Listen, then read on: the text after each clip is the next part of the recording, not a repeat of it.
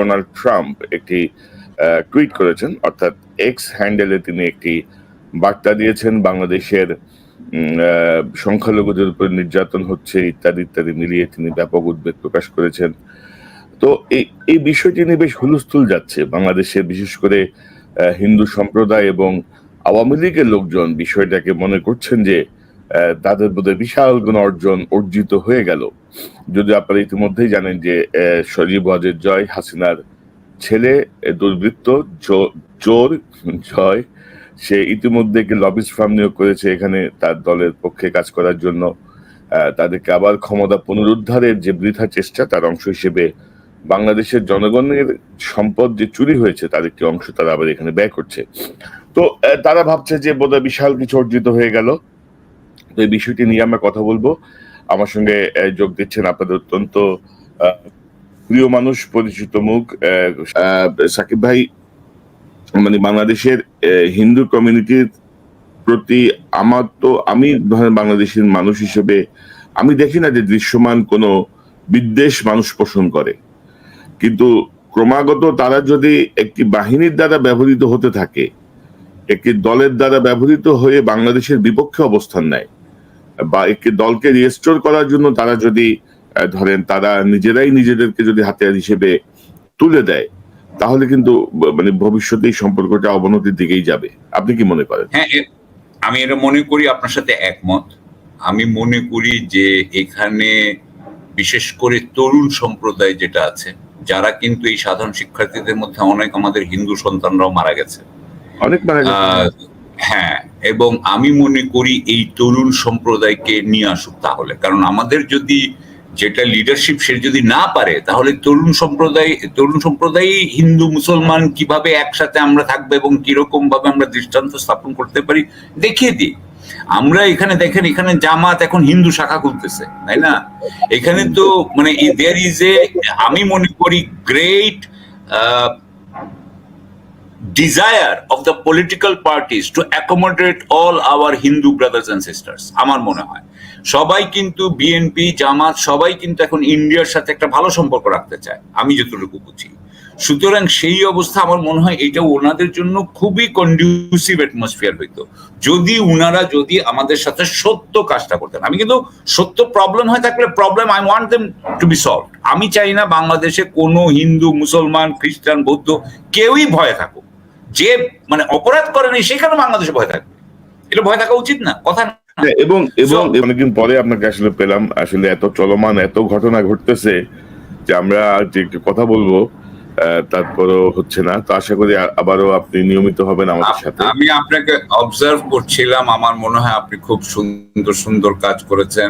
BDR নিয়ে আপনি যে কাজ করছিলেন, আমার কাছে মনে হয়েছে সমন্বয়কদেরকে নিয়ে মাহমুদুর রহমান ভাইয়ের সেই সময় আমার মনে হয়েছে আপনি অনেক ইম্পর্টেন্ট কাজ করেছেন। সুতরাং আমার না আসলেও আমার কোনো ইয়ে নাই। হ্যাঁ, আমি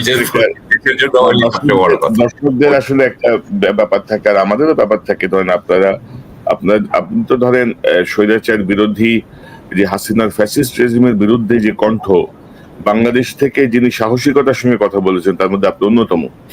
যখন ধরেন বাংলাদেশ থেকে আমরা গেস্টই পেতাম না, আপনি ছিলেন একদম বাংলাদেশ থেকে। আমি জানতাম যে আপনাকে ফোন করলে আপনি জয়েন করবেন, আপনি থোড়া কেয়ার করেন। তো সেই জায়গাটা ধরেন আমাদের এখন তো ধরেন কত কুতুব গজাইছে, কত কথা বলে, ওই কুতুব তো তখন তো আমরা দেখছি না, প্রত্যেকের চেহারাই দেখা আছে কে কি করছে। তো সাকিব ভাই যেটি বলছিলাম আমি, ট্রাম্পের যে ট্রাম্পের এই টুইটটাকে আপনি কিভাবে দেখছেন? এবং এটি নিয়ে ধরেন আওয়ামী লীগ হিন্দু কার্ড আবারও ব্যবহার করছে। হিন্দুরা তো আওয়ামী লীগের দ্বারা ব্যবহৃত হয় ক্রমাগত। তারা বিভিন্ন সময় বিষয়টি তারা অভিযোগও বলেছে যে তারা কিভাবে আওয়ামী লীগের হাতে নির্যাতিত হয়েছে, কিন্তু আবার সামহাও কেমন করে যেন কিছু নেতার মাধ্যমে তারা আবার বিভ্রান্ত হয়, তারা আবার আওয়ামী লীগের শিকার হয়, এবং এমন একটি পর্যায়ে আমরা দেখছি। তো ট্রাম্পের এই যে টুইটের বিষয়টাকে আপনি কিভাবে দেখছেন? আপনার ডিপ্লোম্যাটিক ওয়েতে যদি আপনি বলেন। Thank you. আমরা আগে প্রথমে টুইট নিয়ে যদি বলি, টুইট নিয়ে বলবো আমার যতটুকু মনে আছে যে টুইট নিয়ে কিন্তু অনেকগুলো কথা বলা হয়েছে যেগুলো আসলে বাস্তবতার সাথে মিলে না। এবং প্রেসিডেন্ট ডোনাল্ড ট্রাম্পের কিন্তু এই ব্যাপারে ওনার ব্যাপারে অভিযোগ করা হয় যে উনি অনেক সময় অনেক কথা বলেন যেটা কিন্তু ওরা বলছে মিথ্যা অথবা এটা বাস্তব নয়, এটা হয়নি, হ্যাঁ, ইনএকিউরেট।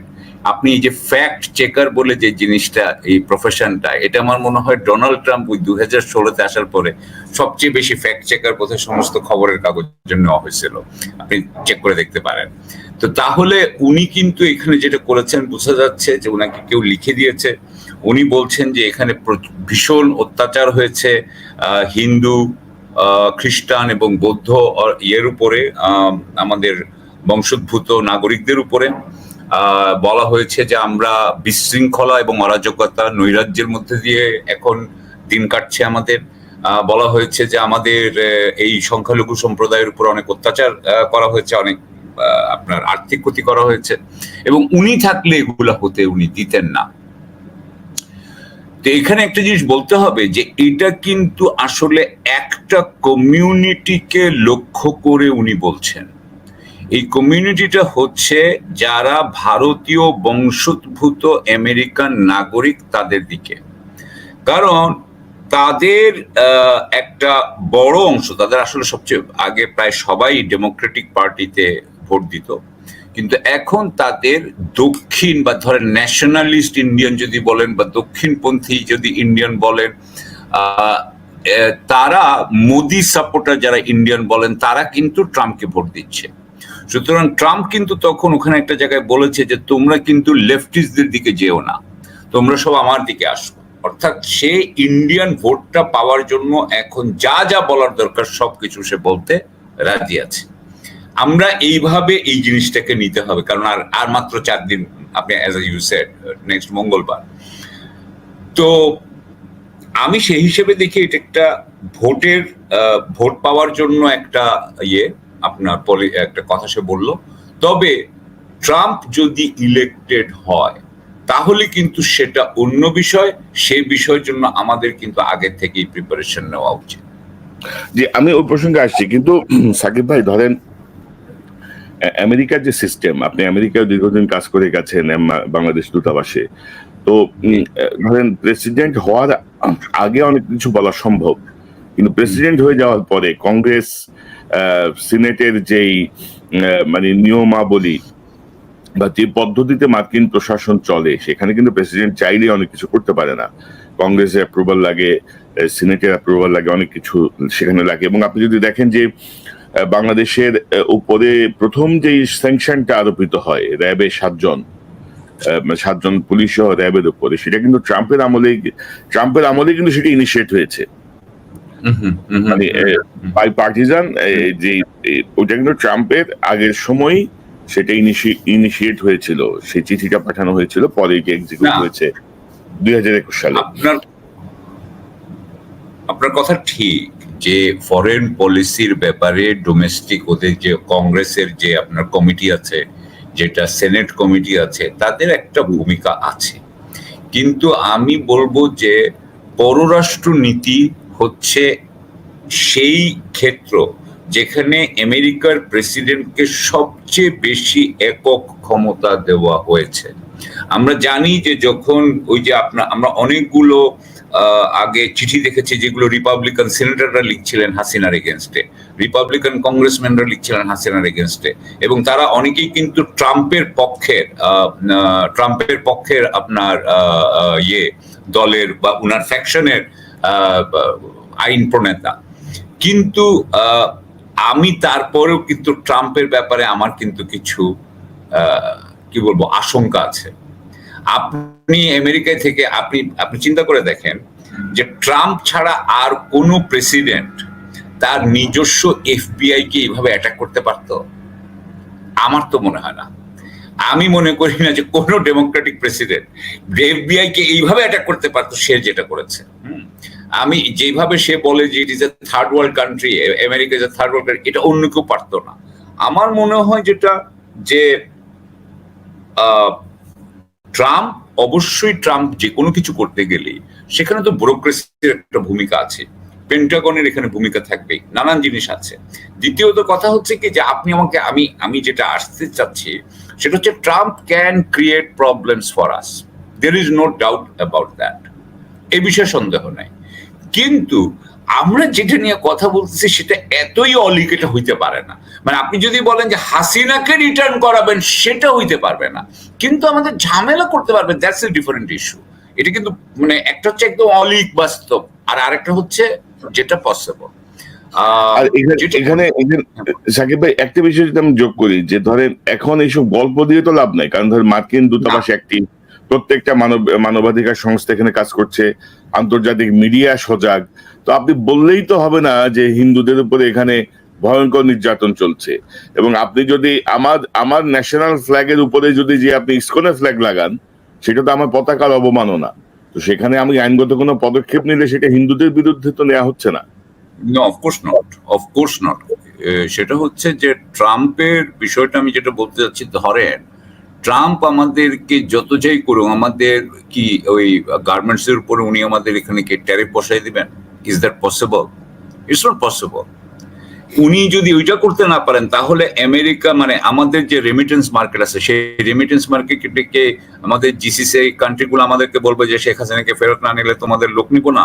আমার মনে হয় সেটাও সম্ভব না। আর সুতরাং আমি যেটা বুঝি না আর কি, এগুলা মুখে বলে, বুঝছেন, এগুলো হচ্ছে সস্তা জনপ্রিয়তার জন্য এগুলো বলতে হয়। কিন্তু একবার একটা যেটা ঘটনা ঘটে গেছে, শেখ হাসিনা যখন পতন হয়ে গেছে, উনাকে রিটার্ন করানো ইট ইজ নট পসিবল বলে আমি মনে করি। তবে আমাদের জন্য এই যে একটা কথা আপনি যে জানেন তো, যে ডোনাল্ড ট্রাম্প কিন্তু উনাকে ইনফ্লুয়েন্সও করা যাইতো। এখন ইন্ডিয়া উনাকে কতখানি ইনফ্লুয়েন্স করবে, অন্যরা উনাকে কতখানি ইনফ্লুয়েন্স করবে আমি জানি না। হ্যাঁ, উনার ফ্যামিলিকে কতখানি ইনফ্লুয়েন্স করবে যদি উনি ইলেক্টেড হয়। আমি যেটা বলতে চাচ্ছি, যদি ইলেক্টেড হওয়ার চান্স তো প্রতিটা, আমি দেখলাম 7টা সুইং স্টেট আছে আমেরিকায়। এই 7টা সুইং স্টেটে যারা জিতবে, যে জিতবে মেজরিটি, সেই তো পাবে। তো ওখানে প্রত্যেকটা জায়গায় দেখলাম যে হ্যারিস 1 পয়েন্টে অথবা 1.5 পয়েন্টে এগিয়ে আছে। 7টা কি আপনার Pennsylvania, Michigan, Wisconsin, Georgia, Arizona আর নেভাডা বোধহয়, if I am not mistaken. আমি একটাই এদিক ওদিক হতে পারে। তো আসলে এটা আমাদের, আমি যেটা মনে করি, কিন্তু বেটিং মার্কেটে বলতেছে যে ট্রাম্প সাহেবের নাকি 66% চান্স জিতে আসার, আর 33%। না, জুয়ার হইলো। আমি কিন্তু পুরো জিনিসটা পড়লাম, এটা ফোর্বস ম্যাগাজিনে পড়লাম, আমি গার্ডিয়ান ম্যাগাজিনে পড়লাম। সেখানে কিন্তু কয়েকজন পলিটিক্যাল সায়েন্সের প্রফেসর বলছেন, হ্যাঁ, Dartmouth college, university of Texas বলছেন যে এই জুয়ার মার্কেটে যারা যায়, সাধারণত তারা নিজেদেরকে স্মার্ট পিপল বলে মনে করে, and they put money where their mouth is. হ্যাঁ, যেখানে তারা মনে করে যে এটা আমি এটাতে জিতবো বলে, তারা হয়তো মনে করছে যে 67% চান্স মনে করছে যে জিতবে। আমি যেটা বলতে চাই, আমাদের এই বিষয়ে খুব সাবধান থাকা উচিত। অবশ্যই ডেমোক্রেটিক পার্টি যদি থাকে, তাহলে আমেরিকার দিক থেকে ডক্টর ইউনূস আমাদের যতদিন আমাদের এখানে আছেন, আমাদের আর চিন্তা নেই, ওই রকম চিন্তা নেই। কারণ আমি মনে করি যে আমাদের সরকার, আপনি খুব ভালো করে জানেন, আমার থেকে বেশি জানেন যে এখন কি হচ্ছে দেশের অভ্যন্তরে, সরকারের ভিতরে কতখানি হাসিনার প্রেতার তারা আছে, and all that you know it better than I do. But সুতরাং কিন্তু ট্রাম্প যদি হওয়ার, আমাদের মনে হয় ওই প্রস্তুতি নিয়ে রাখলে, আমার মনে হয় এটা আমাদের জন্য তেমন কোনো প্রবলেম সৃষ্টি করতে পারবে না। আমি সেটা বলতে চাই। কি জাতীয় প্রস্তুতির কথা আপনি সাজেস্ট করবেন? প্রস্তুতি বলতে আমি প্রথমেই বুঝাইতে চাই যে কোনটা নন নিগোশিয়েবল। নন নিগোশিয়েবল কতগুলো জিনিস থাকতে হবে। হ্যাঁ, যেমন ধরেন শেখ হাসিনা যদি বাংলাদেশে ঢুকে, তাহলে উনাকে কিন্তু স্ট্রেট অ্যারেস্ট করা হবে। উনাকে কিন্তু আওয়ামী লীগের ব্যাপারে বা ছাত্রলীগের নিষিদ্ধ করার ব্যাপারে হয়তো আপনি জুডিশিয়াল ইয়েটাকে সামনে আনবেন, কিন্তু যেটা হয়ে গেছে সেটা হয়ে গেছে। আওয়ামী লীগকে হয়তো বলা হবে যে তাদেরকে ইয়ে করতে দেওয়া হোক, মানে অপারেট করতে দেওয়া হোক, সেটা করতে দেওয়া যাবে না। বা কতটুকু দিবেন, কিভাবে দিবেন, দিলে আপনি কিভাবে দিবেন, আমি তো মনে করি না যে কিভাবে দেওয়া যায়। সো আমি ওই জন্য বলতে চাচ্ছি কি, আপনি দেখেছেন যে আমাদের সরকার ইতিমধ্যেই কিন্তু নানান ধরনের চাপে উনারা কিন্তু ব্যাক অফ করে। উনারা কিন্তু ভারতের ব্যাপারেও এক ধরনের সফটনেস দেখান। সুতরাং সেই সময় যদি ট্রাম্পের মতো মানুষ ক্ষমতায় আসে, এবং এসে যদি, সে তো অনেক বড়, মানে অনেক বড় বড় কথা বলবে, শক্তিশালী, মানে শক্ত কথা বলতে পারে, যদি সেটা বলে, আমি আশা করি যে আমাদের সরকার ভয় পেয়ে যাবেন না। এটা ভয় পাওয়ার জিনিস না, এটা তো আমাদের দেশের স্বার্থ, আমাদের জনগণের স্বার্থ। যে 1500 জনকে মেরেছে যে শেখ হাসিনা, তাকে তো আমরা রিটার্ন করতে পারি না। আওয়ামী লীগ, যেমন আমি আপনাকে একটা বলি যে মানে বাংলাদেশের বাঙালি হিন্দুদের সবচেয়ে বড় এক্সোডাস হয়েছে 71-এ, এর থেকে বড় হয়নি। 71-এর থেকে পরে 72-তে তারা সবাই ফেরত আসছিল। 71-এর শেষে ওরা বুঝেন তো, গরিব মানুষ তো, ওনারা আবার ফেরত আসছে। আইসা দেখে কি যে সব জমি আওয়ামী লীগের নিয়ে বসে আসছে, কারণ আওয়ামী লীগেরা তখন পাওয়ারে। তখন তারা সব চলে গেছে আসামে। আপনি দেখবেন যে আসামের যে প্রবলেমটা, এটা কিন্তু এই 71-এ যেই বাঙালি হিন্দুরা মানে আপনার হয়েছে, এখান থেকে রেফিউজি হয়েছে, তাদেরকে নিয়ে। সো তারপরে আপনি বলেন যে আওয়ামী লীগ কি আসলে এই হিন্দুদের জন্য পক্ষে কোনো কাজ করেছে? তারা তাদের ওই যে বেনাজির থেকে আরম্ভ করে যতজনের কথা শুনি, হাসান মাহমুদ, যাদের সব হিন্দুদের জমি কিনে নিছে, জোর করে নিছে, হিন্দুদের উপরে সেই অত্যাচারগুলো করেছে। এবং এই দেশের হিন্দুদেরকে তারা সবসময় ইউজ করে থাকে। এবং আমি একটা জিনিস বুঝি না যে ডক্টর ইউনূস কিছুদিন আগে, আপনার মনে আছে ঢাকেশ্বরী মন্দিরে দুর্গাপূজার আগে কতজন গেলেন? আজকে যখন এই আপনার চিটগঙ্গে যখন মিছিল হচ্ছে, হ্যাঁ, হিন্দু নেতৃবৃন্দ কোথায়? যারা বাংলাদেশের, তারা কয়েকদিন আগে বলছিলেন না যে তারা ভারতের আর ক্রীড়নক হতে চান না, তারা কোনো পার্টির ক্রীড়নক হতে চান না, তারা সনাতনী ধর্মাবলম্বী, তারা তাদের মতো থাকতে চান, বাংলাদেশের নাগরিক হিসেবে সসম্মানিত হিসেবে থাকতে চান। তাহলে এগুলো বলুক, আমি তো এটা বুঝি না।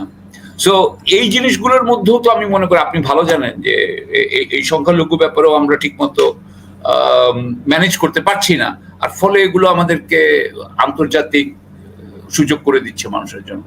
বাট সাকিব ভাই, ধরেন হিন্দু নেতাদের তেমন কোনো কার্যকরী ভূমিকা আমরা দেখছি না। যদিও আওয়ামী লীগ যখন ক্ষমতায় ছিল তখন কিন্তু রানা দাশগুপ্ত নেতৃত্বে যেই হিন্দু বৌদ্ধ খ্রিস্টান ঐক্য পরিষদ, তারা 2টি কনভেনশন করে জানিয়েছিল যে কিভাবে আওয়ামী লীগের নেতারা তাদের সম্পদ লুণ্ঠন করছে, দখল করে রাখছে।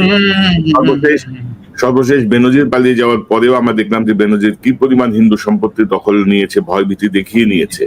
কিন্তু এইগুলো নিয়ে কিন্তু তাদের কোনো বাস্তব কোনো বক্তব্য নাই। তারা কিন্তু পলিটিক্যাল হুক্কা হুয়ার মধ্যেই তারা কিন্তু আছে, কিন্তু না, আপনি যদি দেখেন। সেটাই আমার কাছে আশ্চর্য লাগছে।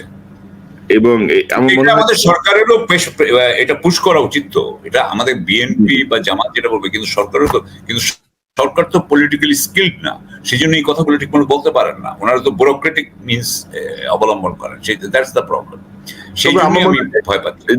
যেহেতু মার্কিন নির্বাচনে এখন আগাম কোনো মন্তব্য করার সময় এখনো আসে নাই, সবই দোদুল্যমান। তবে আমার মনে হয় যে ট্রাম্প ক্ষমতায় আসলেও ডক্টর ইউনূস যত সহজভাবে কথা বলেন, উনি কিন্তু ধরেন এইসব অনেক কিছু হ্যান্ডেল করে অভ্যস্ত।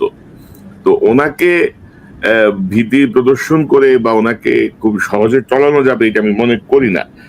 এবং আরেকটি বিষয় আমি একটু আপনার কাছে জানতে চাই যে ভারতের যেই গণমাধ্যম যেভাবে ধরেন বাংলাদেশ বিরোধী প্রচারণায় নেমেছে এবং ক্রমাগত তারা প্রচারণা চালিয়ে যাচ্ছে, তো সেই জায়গাটায় আমাদের সরকারের অবস্থান কিন্তু খুবই নমনীয়। এবং ভারত হাসিনাকে আশ্রয় দিয়ে যা বলছে সেসব জায়গায় কিন্তু সরকারের তেমন কোনো বক্তব্য আমরা দেখছি না। মানে তৌহিদ হোসেনের বডি ল্যাঙ্গুয়েজেই, মানে ওনার আগের লেখা যা আমরা পড়তাম, উনি দায়িত্ব নেওয়ার পরে ওনার বডি ল্যাঙ্গুয়েজই শো করে যে উনি একটু অসহায়ত্ব, ওনার বডি ল্যাঙ্গুয়েজ ফুটে ওঠে, কিন্তু উনি কেমন যেন মানে দোদুল্যমানতার সঙ্গে কথা বলেন। তো এটা আপনি কিভাবে দেখেন যে ভারতকে আমরা প্রপারলি অ্যাডজাস্ট করতে পারছি কিনা হাসিনাকে আশ্রয় দেয়া বা ভারতের মিডিয়ায় ক্রমাগত যে প্রোপাগান্ডা বাংলাদেশ বিরোধী?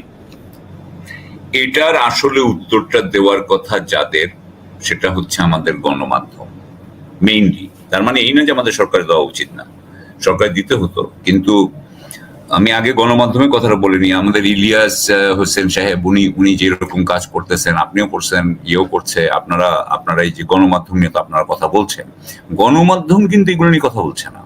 এখন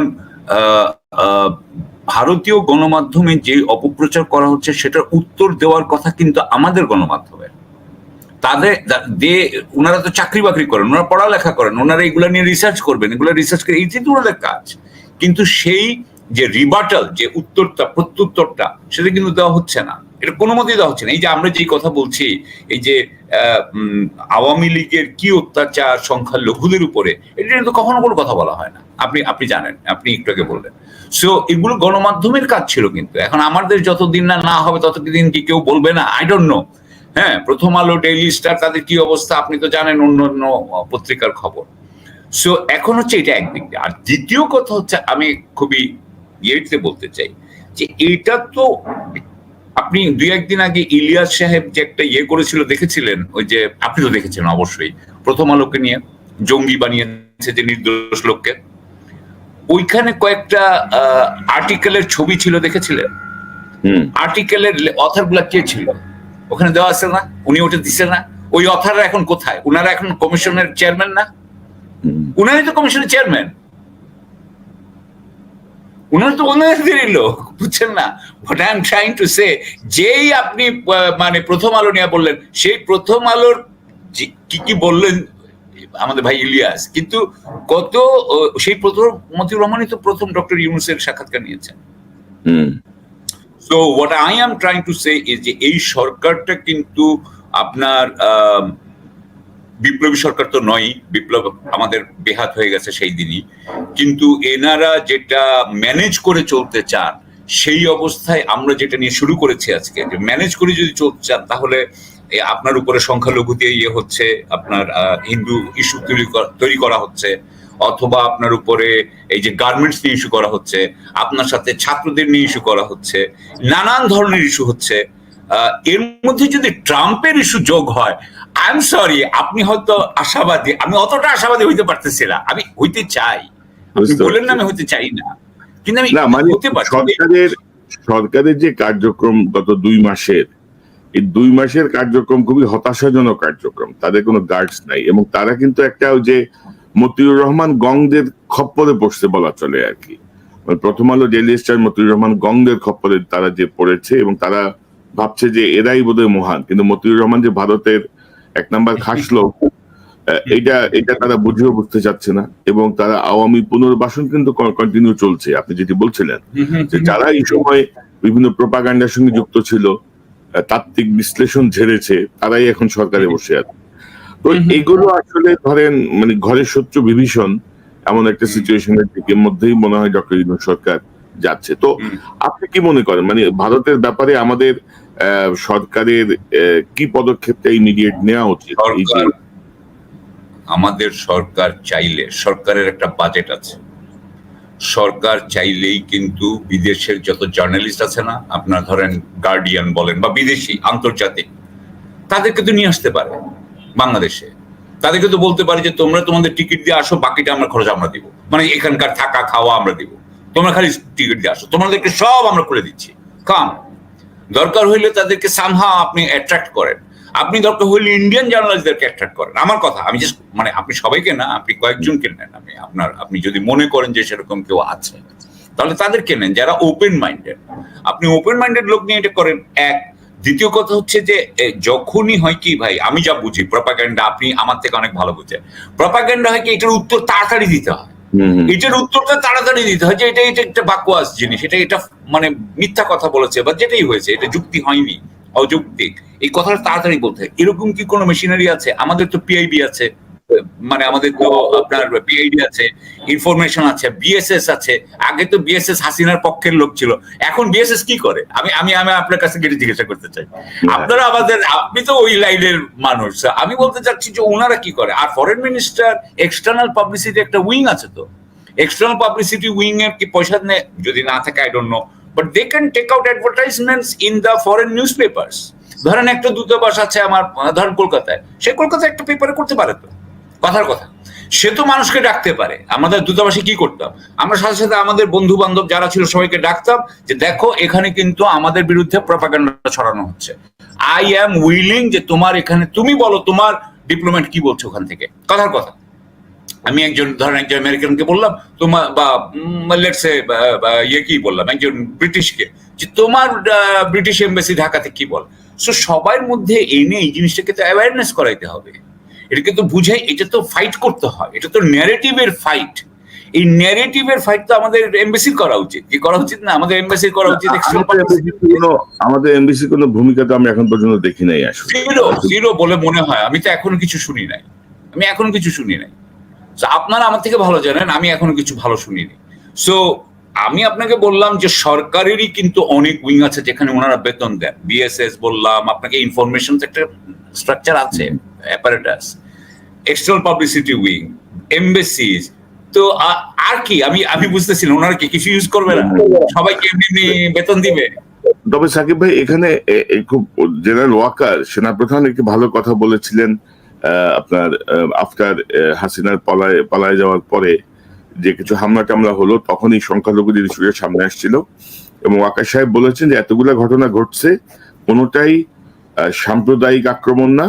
ওই যারা আওয়ামী লীগ করতো, মানে ধরেন যে বাংলাদেশে অবস্থাটা হয়ে গেছে কি, ধরেন রহিমার করি মারামারি করলে ঠিক আছে, কিন্তু রহিমের সঙ্গে সিদ্ধার্থের মারামারি হলে সেটা হয়ে যায় সাম্প্রদায়িক। তারা কিন্তু একই গ্রামের পাড়া প্রতিবেশী, কিন্তু দুই মুসলিম যখন ইয়ে হয়, সেটা হয় তাদের মধ্যে জমি জমা নিয়ে বিরোধ, অন্যান্য বিষয়। কিন্তু হিন্দু যদি সেখানে কেউ আসে, সেটা হয়ে যায় হিন্দুর কারণে তার উপর হামলা হয়েছে। তো আওয়ামী লীগ পালিয়ে যাওয়ার পরে কয়েকটা ঘটনা ঘটেছে, কিন্তু সেটা আওয়ামী লীগ সমর্থক হিসেবেই একটা তাদের উপর একটা সংঘাতের মধ্যে জড়িত হয়েছে। তো এই জায়গাগুলো আসলে স্পষ্ট করা দরকার, যেটি আপনি বলছেন খুবই দরকার।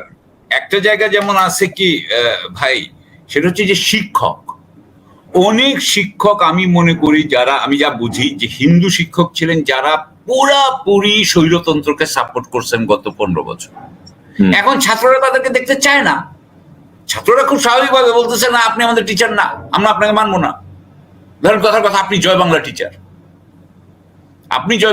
কিন্তু দেখা যাচ্ছে উনি হিন্দু। এখন ওরা আবার কলকাতায় বলতেছে সব শিক্ষকদেরকে তারা বের করে দিচ্ছে, এটা পাকিস্তান হয়ে যাচ্ছে, এই তো কথা বলছে। আসলে তো ব্যাপারটা তার নয়। এমনকি অনেক মুসলমান শিক্ষককেও বের করে দেওয়া হয়েছে because they were supporting Awami League. করা হচ্ছে না? অনেক মুসলমান উপাচার্যকে সরাই দেওয়া হয়েছে না, সবাইকে তো সরাই দেওয়া হয়েছে। সো আমি মনে করি যে এই যে সাম্প্রদায়িক, আপনি যেটা বললেন, আমি আপনার সাথে যোগ করলাম, এরকম অন্যান্য জায়গাতেও হচ্ছে। সো এখন আমরা এত ওইটার ব্যাপারে চিন্তিত, এত আমরা কিন্তু আমাদের মিনিস্টারদের তো, উপদেষ্টাদের তো আমি দেখি যে খুব একটু নির্লিপ্ত দেখি আর কি, কিছু হবে না, এভরিথিং উইল বি ফাইন, এরকম ভাব। কিছু না হলেই ভালো, বাট পরে যেন আপনার কোনো পদক্ষেপ না নেওয়ার কারণে পস্তাইতে না হয়, এটা হচ্ছে কথা। আমি বলেন ভাই আমি সরি, আমি একটা করি, এই যে দ্রব্যমূল্য কি আসলে কমছে? আসলে তো কমে নাই, মানে খুব একটা কিছুই কমে নাই। মানে আপনি যদি বলেন আর কি 2-4 টাকা, এটা কোনো ব্যাপার না, হ্যাঁ দাম বেড়ে গেছে। আপনি যদি বলেন এই যে আমাদের যে ফেনী কুমিল্লায় যে বিশাল বন্যা হইলো, 14,000 কোটি টাকার হইলো, আপনার ক্ষতি হলো, সেখানে আসলে আমাদের সরকার কি হেল্প দিচ্ছে? ওনারা বলছে ওয়ার্ল্ড ব্যাংক নাকি 3,000 কোটি টাকা দিবে। তো আমাদের সরকার কিন্তু কোনো হেল্প দিচ্ছে না তেমন, আমি জানি না। ওখানে আগামী বছর আবার যদি বন্যা হয় বা আগামী কয়েক বছর, তাহলে আমরা কি প্ল্যান করতেছি আমরা এটা জানি না। আমি যেটা বলতে চাচ্ছি যে এই সরকার কোনো কাজই কি খুব সুন্দরভাবে সুচারুভাবে কমপ্লিট করে ফেলতেছেন আপনার মনে হয়? আমি কোনো কাজই দেখি না যে সুচারুভাবে। এবং আমার কাছে কেমন জানি 111 এর মতো মনে হয় যে আলটিমেটলি এটা ধাক্কা খেতে খেতে লার্চিং বলে এটাকে, ইট উইল লার্চ ফরওয়ার্ড, এবং যাইয়া বলবে ইলেকশন দিয়ে দিলাম ভাই, আমি এখন বাড়ি যাই। And then কি হবে সেটা তো আল্লাহ জানে। এবং আপনি যদি দেখেন যে মানে উপদেষ্টা, ধরেন আপনি জেন জি করতেছেন, ছাত্র বিপ্লব, গণবিপ্লব, আপনার উপদেষ্টা সবার বয়স হচ্ছে 70-এর উপরে, 2-1 বাদে আর কি, কয়েকজন বাদে সবার বয়স 70-এর উপরে, এবং আপনি আরো কয়েকজনকে নেওয়ার কথা ভাবছেন যাদের বয়স 75-এর উপরে। মানে এগুলো তো ফাজলামো আর কি। মানে আমি তো মনে করি যে বিপ্লবের সাথে এক ধরনের মস্করা করা হচ্ছে আর কি। বিপ্লবটা আমি বিপ্লবই বুঝতে পারি নাই যে এত জীবন যে দিল ছাত্ররা, এতগুলা ছেলে যে অন্ধ হইলো, এতগুলা ছেলে যে পঙ্গু হইলো, এই গুরুত্বই তারা এখনো বুঝতে পারে নাই, মানে একটা গ্রুপ সরকারের। আমি বলবো ভাই যে এটার জন্য আলটিমেটলি দায়ী থাকবে কিন্তু ওই বাচ্চা 4টা ছেলে। সরি, কারণ আমরা কেউই, আপনিও যেই গ্রুপটা আপনি কথা বলছেন তাদের থেকে তো আমরা কেউ আশা করি না ওই ধরনের দায়বদ্ধতা, সেই দায়বদ্ধতাটা আমরা আশা করি কিন্তু এই সমন্বয়কদের থেকে, অন্যান্য ছাত্র নেতাদের থেকে, যারা সাধারণ শিক্ষার্থীদের নেতা ছিল, তারা যদি সেই আই এম সরি, আল্লাহ তাদেরকে এই ছোট বয়সী এরকম একটা বিরাট দায়িত্ব দিয়ে ফেলছে, কিন্তু তারা যদি, তাদের হাতেই তো বিপ্লব ব্যাহত হয়ে যাচ্ছে, তারা যদি এই জিনিসটাকে আপনার মানে রেস্টোর করতে না পারে, তাহলে আমার মনে হয় they will be held accountable. ওদেরকে কিন্তু এটা অ্যাকাউন্টেবল না, তারা কি পরিমাণ ভয়াবহ বিপদে পড়বে আপনি বুঝতে পারছেন? মানে হাসিনার পিশাচ বাহিনী কি করবে আপনি বুঝতে পারছেন যে কি পরিমাণ বিপদগ্রস্ত হবে? তো আমরা আশা করি, আমরা আসলে সব রকম সম্ভাবনা আশঙ্কার কথা আলোচনা করি, কিন্তু আমরা চাই না যে খারাপ কিছু হোক। আর এবং সাকিবে ভারত বা সাম্প্রদায়িক সম্প্রীতিতে আমরা অনন্য, এটার জন্য হাসিনা যাদেরকে অন্যায়ভাবে নিয়োগ দিয়েছে, অন্যায়ভাবে প্রমোশন দিয়েছে, অন্যায়ভাবে ক্ষমতায়িত করেছে, অন্যায়ভাবে বিভিন্ন জায়গায় বসিয়ে দিয়েছে, কোটি কোটি টাকা চুরি সুযোগ করে দিয়েছে, সে হিন্দু মানে সে মুসলমান হোক, ধর্মীয় কারণে তাদেরকে যেন কোনোভাবে ছাড় দেওয়া না হয়, না অমুক হিন্দুকে ধরলে আবার এটা অন্য ইস্যু হবে, নো, তাদেরকে ধরতেই হবে। আপনি কি মনে করেন? রাইট, আমি মনে করি যে এখানে আপনার আমি একটা নিব, সেটা হচ্ছে যে ওই যে আমার ফাঁসি চাই একটা বই আছে না, সেই বইতে এক জায়গায় বলা আছে যে আমি হিন্দুদেরকে, উনি বলছেন, শেখ হাসিনা বলছেন যে উনি হিন্দুদেরকে বিশ্বাস করেন, মানে বাঙালি হিন্দুদেরকে, বাংলাদেশের মধ্যে বাঙালি হিন্দুদেরকে উনি বিশ্বাস করেন। উনি বলছেন বাঙালি হিন্দুই খালি আওয়ামী লীগকে ভোট দেয়, অন্যরা আসলে তেমন দেয় না। আমি যেটা মনে করি যে উনি কিন্তু এই আওয়ামী লীগের তো একটা, উনি তো ওদেরকে ক্যাপচার করে ফেলছেন, মানে এমন একটা করছেন যে হিন্দুদের আর কোনো জায়গা নেই আওয়ামী লীগ ছাড়া। সো এইটা করে, এবং তাদেরকে দিয়ে উনি দুর্নীতি করিয়েছেন। দুর্নীতি করানো মানে হচ্ছে এরা জীবনে কোনোদিন আমার বিরুদ্ধে যেতে পারবে না, এবং এরা আর কোনোদিনও মুসলমানদের সাথে একসাথে কোনোদিন না হতে পারে। মানে ধরেন আপনি যে প্রবীর, আপনি যদি এই বিপ্লব, মানে এই টাইপের, আপনি যদি এদেরকে দিয়ে দেখাইতে পারেন যে এরা মুসলমানদের উপরে নৃশংস অত্যাচার করতেছে বাংলাদেশে বৈশা, তাহলে কি এখানে একটা যে কষ্ট তৈরি হবে মুসলমান ইয়ের মধ্যে, এইটাই উনি চাইছেন। আমি এখানে একটা ছোট্ট উদাহরণ দিতে চাই। এক জায়গায় যে মাও আমার বলা হইতো যে মাও ইয়ে করতেন কি সেই সময়, এটা একটা ওয়েস্টার্ন বই, সুতরাং এটা যে একদম পুরা আনবায়াস বলবো না, বায়াসও থাকতে পারে। সেখানে বলতেছেন যে মাওয়ের টেকনিক ছিল যে কোন গ্রামে যদি উনি মানে বিপ্লবীদের পাঠাইতে চাইতেন, মানে যে পিটানোর জন্য আর কি, হ্যাঁ, তখন উনি পাঠাইতেন ওই গ্রামের লোককে, অর্থাৎ ওরা যাতে ওই গ্রামের লোককে পিটায় আসে, সো দ্যাট এরপরে কমিউনিস্ট পার্টি ছাড়া তাদের আর কোনো আশ্রয় না থাকে। অর্থাৎ উনি হিন্দুদেরকে এমন ভাবে ইউজ করছেন, এমন ভাবে সামনে আনছেন, এমন ভাবে তাদেরকে পেইন করছেন, যাতে উনি ছাড়া এই হিন্দুদের আর কোনো জায়গা না থাকে বাংলাদেশে। That's what has happened. এবং এইটা, এই ষড়যন্ত্র থেকে হিন্দুদেরকে বের হইতেই হবে, যেটা পিনাকি ভট্টাচার্য সারাক্ষণ বলছেন। বাট আমরা অন্য ধর্মাবলম্বী হিসেবে এটার থেকে তাদেরকে বের হতেই হবে, এন্ড দে শুড নট এইটার আপনার এই ষড়যন্ত্রের ইয়ে হয়ে, মানে আপনার পার্ট হয়ে তাদের এতদিনে কি লাভ হয়েছে, কি লাভটা কি হয়েছে? এটা তো ট্রু যে 1960-47 30% ছিল, এখন তারা 8% বা 10% whatever, বাট এটা তো ট্রু, ওদের লাভ হয় নাই, এই জিনিস করে লাভ হয় নাই। আমি বলতে চাচ্ছি বাঙালি মুসলিমের সাথে তাদের সৌহার্দ্য সম্প্রীতির মধ্যেই এই ইয়ে আছে। আমরা তো আফগানিস্তানের মুসলমান না ভাই, আমরা মুসলিম যতই হই, আমরা তো ওই টাইপ না, আমরা তো একটু, আমাদের মধ্যে সেই সাম্প্রদায়িকতা নাই। পাকিস্তানে কিন্তু আছে বলে আমার কিছুটা মনে হয়েছে, বাট আমি আমাদের দেশে সেটা কখনোই দেখি না। এবং এটাকে যখন একই, যেহেতু আমি দুইটা দেশেই আছি, আমি ওই দেশে ছিলাম, আমি জানি একদম ডিফারেন্ট ইস্যু। সো আমি এই জন্য মনে করি যে বাংলাদেশের মানুষের সাথে এই সম্প্রীতির ইয়েটা গড়ে নেওয়ার জন্য হিন্দু নেতৃবৃন্দের যদি ওনারা না করেন, তাহলে ওনারা ওনাদের যে কমিউনিটি, সমাজের প্রতি একটা বিরাট কিন্তু দায়িত্বহীনতা, বিশ্বাসঘাতকতা অথবা অন্যায় করবেন। এটা স্বার্থ রক্ষা হবে না, কমিউনিটি স্বার্থ রক্ষা হবে না এইভাবে। পাশাপাশি এটা আপনার অনেকটা রাষ্ট্রদ্রোহের মতোই বিষয়, রাষ্ট্রের বিপক্ষে অবস্থান নেয়া, পার্শ্ববর্তী একটা রাষ্ট্রের উস্কানিতে আপনি বাংলাদেশ রাষ্ট্রের বিপক্ষে, যেই দেশে আপনার জন্ম, যে দেশে আপনি বেড়ে উঠেছেন, যে দেশে আপনি থাকছেন, সেটাকে আপনি পার্শ্ববর্তী রাষ্ট্রের উস্কানিতে আপনি অন্যায়ভাবে ডাউন প্লে করছেন, এটা একটা অন্যায়। তো আমি একটা বিষয় মিস করে গেছি, আপনি বলছিলেন যে ট্রাম্পের যে টুইট, এই টুইটের ভাষাটাও আপনার পছন্দ হয় নাই। বা আপনি বলছিলেন না। যে এই ল্যাঙ্গুয়েজটা হয়তো কেউ লিখে দিয়েছে, তো আপনি কি মনে করেন যে এখানে লবিস্টের যে বিষয়টা আমরা শুনছিলাম, লবিস্টের প্রভাব কি থাকতে পারে? অবশ্যই এখানে টাকা পয়সা না হলে এইভাবে এই সময় টুইট হয় না। মানে আমি বলছি না যে তার মানে কেউ একজন টাকা দিচ্ছে আর টুইটটা হয়েছে, not our style, but what I am trying to say, হয়তো এই যে টাকা যেই লোকটা গেছে, যেই লোকটা ট্রাম্পকে দিয়ে করাচ্ছে, সেই লোকটাই আগে হয়তো অনেক millions and millions of dollar দিয়েছে। আমি কথার কথা বলছি, কারণ আমেরিকায় তো আবার সাকিব ভাই ধরেন ডলার কিন্তু কেউ ব্যক্তিগত ভাবে নেয় না, তো বলতে হয় নির্বাচনী তহবিলে আমি $1 মিলিয়ন দিলাম, তো ধরেন তারা প্যাক করেছে, বলেছে যে আমি এই যে যেমন ভদ্র মহিলা আছেন একজন অ্যাডেলসনের বউ মিরিয়াম অ্যাডেলসন, সে বোধহয় $200 মিলিয়ন না $300 মিলিয়ন দিয়েছে, কিন্তু ডাইরেক্টলি দিতে পারে না, ডোনাল্ড ট্রাম্পকে দিতে পারবে, কিন্তু সে আরেকটা কমিটি বানাবে, আরেকটা কোম্পানি বানাবে, কোম্পানি তখন ট্রাম্পের জন্য তারা তাদের কাজ করবে, এইভাবে হয় আর কি। That's how it works. এখানে অন্যান্য ফর্মুলা আছে, নির্বাচনী তহবিল আছে, মানে একটা কোলাবোরেটেড ওয়েতে কাজ করার বিভিন্ন পদ্ধতি আছে। তো আমার মনে হয় যে চলুক, দেখা যাক সামনে নির্বাচনে কি হয়।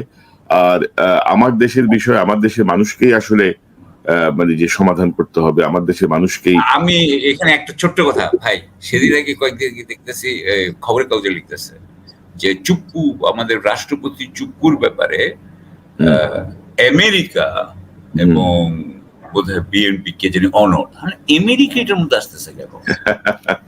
এটা আমিও দেখছি, তাই না? আমেরিকা এটার মধ্যে আসবে কেন? আপনার ভিতরের লোকরা থাকবে, সো ওইটার দিকে কিন্তু আমি একটু ভয় পাই। সো এখন যদি আল্লাহ না করুক, আল্লাহ না করুক, কিন্তু হইলে কিন্তু কিছুই হবে না আমাদের জন্য, আমাদের people are strong. I am not sure about our leaders. এটা একটা গুরুত্বপূর্ণ কথা বলছেন আপনি। আমাদের নেতাদের ব্যাপারে আমাদের অনেক সন্দেহ আছে, সব দলের নেতাদের ব্যাপারে সন্দেহ আছে। তো আমরা আশা করি যে আমরা খারাপ কিছু না ভাবি, আমরা পজিটিভ দিকেই ভাবতে চাই।